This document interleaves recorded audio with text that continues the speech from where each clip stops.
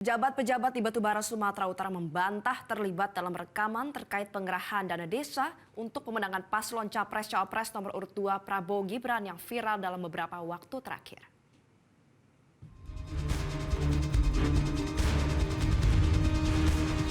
Jadi untuk kepala desa, ini langsung aja kita diarahkan di 02, duduk yang pertama. Tidak ada cerita lain. Itulah rekaman yang menarasikan sejumlah pejabat di Batubara, Sumatera Utara menyampaikan soal pengerahan dana desa. Dalam rekaman, dana desa itu akan dipergunakan untuk operasional Pilpres 2024. Salah satu suara dalam rekaman menyebutkan tidak akan ada pemeriksaan terkait hal tersebut.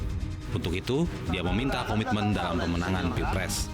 Dan ini mudah-mudahan tidak ada pemeriksaan terkait 2024. Kapolres Batubara AKBP Taufik Hidayat Tayyip dan Dandim 0208 Asahan Letkol Infantri Muhammad Basarewan yang dikonfirmasi membantah dan menyebut isi rekaman itu bukanlah suara mereka. Mereka mengatakan TNI dan Polri tetap netral pada pemilu 2024. Saya pastikan saya Dandim itu bukan suara kami, ya. Kemudian yang kedua, saya pastikan TNI, Polri itu netral di pemilu 2024. Jadi saya pesan buat masyarakat, mari kita jangan sampai termakan isu hoax, ya. Sudah berkomitmen bahwa pelaksanaan pemilu itu damai.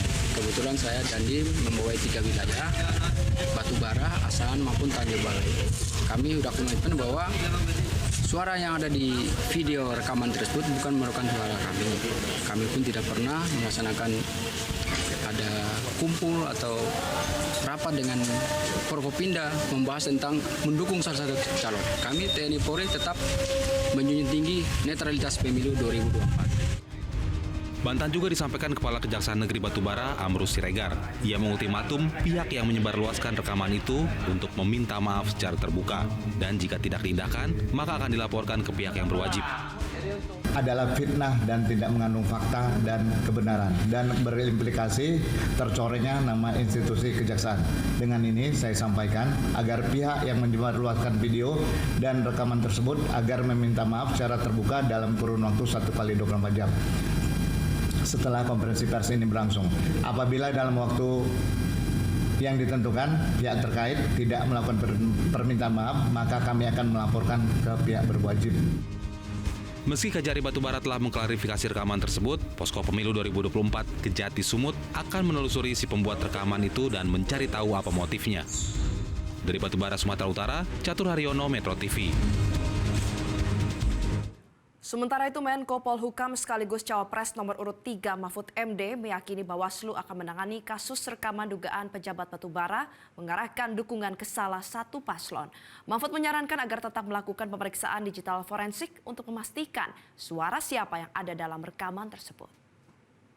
Komentarnya Pak, Forkopimda yang mengarahkan penggunaan dana desa dan kemudian pengerahan massa untuk dukung salah satu calon, Pak. Kayaknya Bawaslu sudah bereaksi ya. Ya itu tugas Bawaslu. Meskipun sudah dinyatakan hoax dari Bapak sendiri, apa ada himbauan ya, sendiri? Silakan, karena kan ada digital forensik. Apakah itu benar suaranya si A, si B, itu kalau mau diperiksa betul-betul tinggal panggil ITB. Ini suaranya cocok enggak dengan si A, si B, si C, itu kan gampang. Di proses korupsi itu sudah selalu dilakukan digital forensik itu. Ini suaranya siapa? Cocok enggak nih suaranya Pak Mahfud? Tuh 96% nih sama. Oke.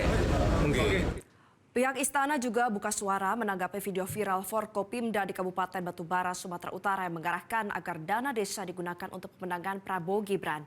Koordinator Staf Khusus Presiden Ari Dwi Payang menegaskan bahwa ASN, TNI, dan Polri punya prinsip netralitas dan jika ada penyelewengan di lapangan, oknum tersebut bisa diadukan dan diproses sesuai mekanisme yang berlaku. Secara umum kita tahu bahwa posisi netralitas TNI, Polri, dan ASN itu jadi satu prinsip yang kita pegang, ya. Dan itu menjadi komitmen tidak hanya oleh Presiden tetapi juga oleh Panglima TNI dan Kapolri. Itu tegas sekali.